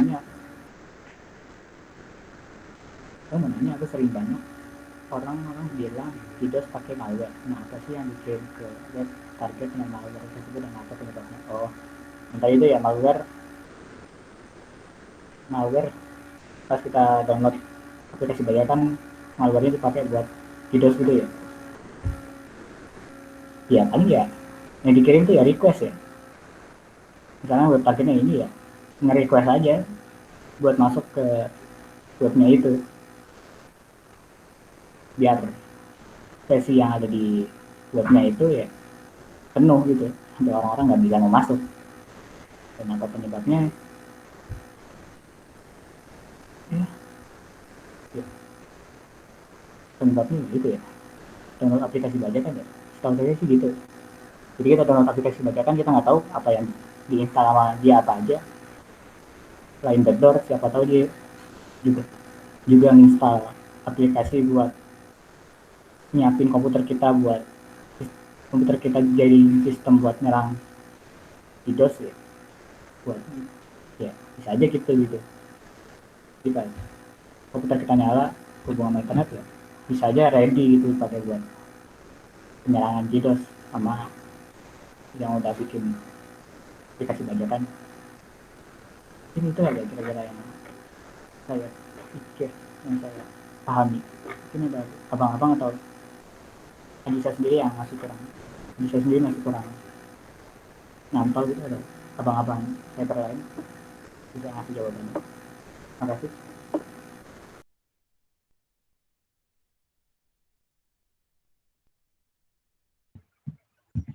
Nabil lu mau ngomong atau Fikri masalah DDoS yang ngerti no? Gue nggak ngerti DDoS, nggak pernah. Nih, mungkin gue mau nambahin sih. Ya tadi yang dibilang Bang Ryan nih. Jadi DDoS itu dia jadi kayak semacam apa ya? Request gitu, kayak meminta sesuatu untuk dilayani. Jadi bukan malware. Malware itu kan kan kita pernah belajar tuh kemarin. Malware itu jadi malicious software, nah itu udah pokoknya dah ya. Jadi software yang berbahaya. Jadi DDoS itu bukan semacam software, melainkan itu request. Dan juga si DOS ini bisa nyebabin si website ini. Website itu kan dia semacam service dari server ya. Jadi kemungkinan itu servernya itu jadi semakin banyak request. Nah, yang itu jadi apa ya? Server itu jadi prosesnya makin tinggi tuh, ya kan? Kalau kita misalkan ngejalanin aplikasi aja nih, aplikasi kita jalanin semacam VirtualBox. Nah, kan kalau misalkan kita jalanin itu kan RAM-nya kan bakal naik tuh. Bakalan kayak ya minimal 80% lah. Nah, kalau misalkan RAM-nya penuh itu otomatis kan Windows kita nih, operasi sistem kita jadi lambat nih.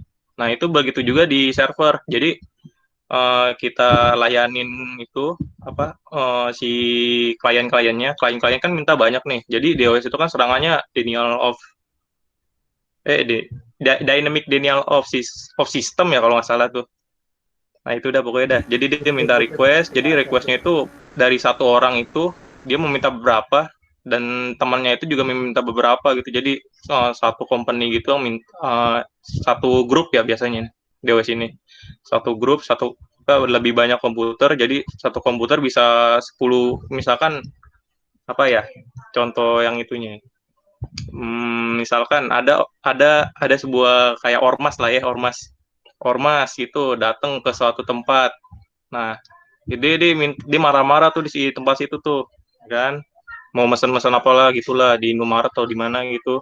Nah, kan kemungkinan kan dengan banyaknya klien itu kan si kasirnya itu kan bakalan ribet ya nanganin semuanya. Itu bisa aja tertangani, cuma lama kan.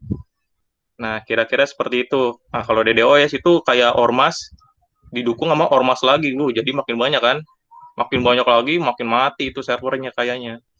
Jadi si penyebabnya ini ya DOS itu emang pengen bikin ngedown aja si servernya.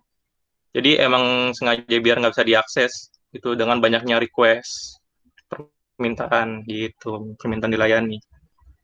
Kan rese juga ya kalau misalkan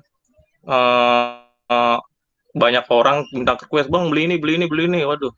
Biasanya tuh dekat SD tuh bisa dilihat tuh salah satu contohnya DOS tuh.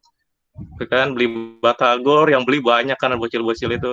Nah itu masuk DOS tuh. Kan kita ngeliatnya dari jauh kan kayak gimana gitu. Waduh, kayak ribet banget tuh suara. Bang beli batagor, bang beli cireng, waduh. Nah kira-kira kayak gitu DOS tuh. Jadi ngebuat si servernya ini kewalahan. Tapi kalau server yang canggih sih, kalau semacam Google tuh kan servernya wah gila-gilaan itu, berapa hektar servernya. Jadi kemungkinan down-nya itu kecil lah. Jadi DOS itu adu-aduan server aja. Adu-aduan kuat-kuatan si hardware-nya ini.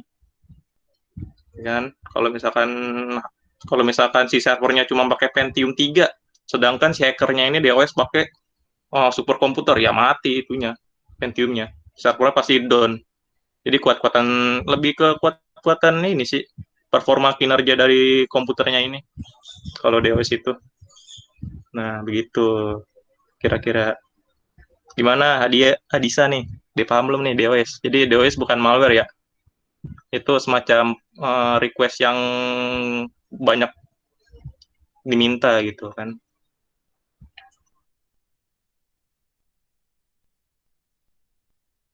DDoS cilok bisa gak? Satu sekolah aja udah ribet kan, apalagi bocilnya 2 sekolahan. Nah Jarang gue cilok kayak mending gitu. Sumpah.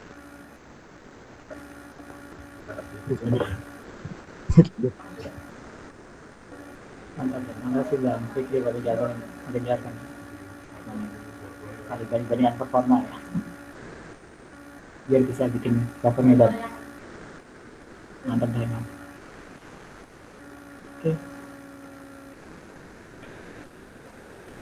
Kan ada lagi yang ingin tanya? Kalau udah cukup. Manisi merata tengah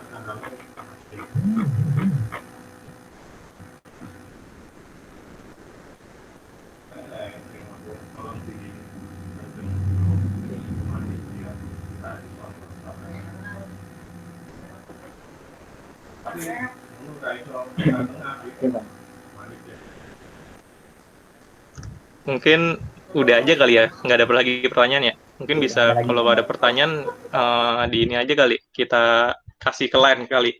Nah, kalau mau seputar lebih lanjut di line grup mungkin. Nah, jangan lupa tuh isi absennya tuh, absensi kehadiran. Mungkin sama satu lagi sini. ini untuk persiapan aja sih, untuk persiapan 2 minggu ke depan. Bentar. Mana linknya? Linknya mana, Ceng? Kasih linknya, Ceng. Ada aja nggak?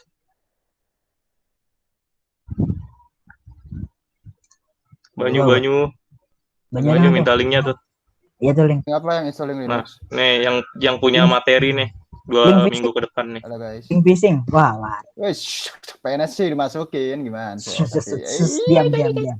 Diam. Bentar. Gue share dulu ya. Wih. Nih, bentar. Gue share di ini ya. Di chat.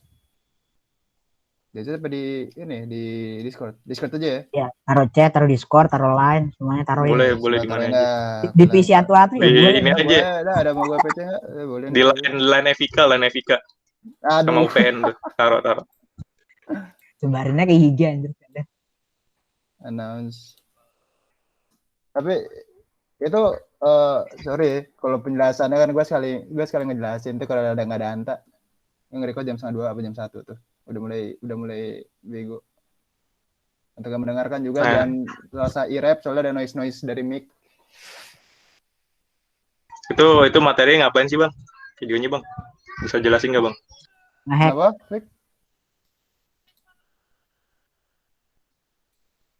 Bisa jelasin singkat gak, Bang, tuh materinya ngapain sih, Bang? Untuk 2 minggu ke depan nanti. Untuk 2 minggu ke depan tuh jadi nanti kita belajar bukan kali Linux, sebenarnya Linux. Cuman karena kita pakai kali Linux, ya nggak pakai kali Linux lah. Itu cuma pengenalan kayak apa sih itu chmod gitu kan buat permissionnya 421 tuh apa gitu. Terus jalanin script. Jalanin script juga paling script simple. Terus ya yang simpelnya kayak mkdir, make directory, find, grep, gitu. ls buat list, ps proses, show, gitu aja. Ya, Bang, santai aja, Bang. Iya, Bang. Ntar nanti ya dipelajarin, Bang, ya. Oke. Apa sekarang aja boleh? Jangan aja. Nah, itu tuh. Ya, Linux komen. Skip. Bisa kuliah. Ya. Kuliah skip. Nah, jadi Oke, jadi di Drive itu ada video buat cara penginstalan Linux di VirtualBox. Atau VirtualBox atau firmware sih sama aja sih. Kedua-duanya mirip-mirip kok. Beda merek. Cuma beda paling di setting perangkatnya aja paling. Perangkat virtual mesinnya. Tapi instalasi semua sama kok. Nah, bisa kalian pelajari tuh cara installnya di virtual gimana. Nah, terus juga kalau misalkan nih komputernya nggak kuat mau dual OS, nah itu bisa aja sih. Cuman bisa diajarin bisa lewat Google sih. Cuman hati-hati aja dengan partisi ya. Itu saran gue.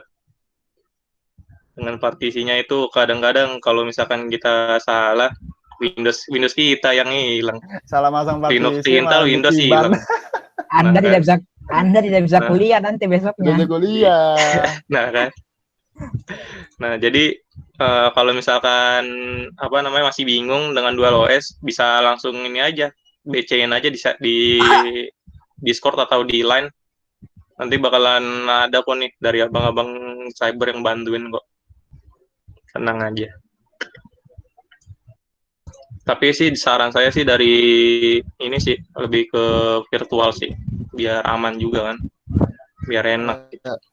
Mungkin yang adrenalin terpicu kan, mau mencoba sesuatu yang baru, boleh dual boot, terus dihapus kan. Paling stuck di group rescue sih, santuy.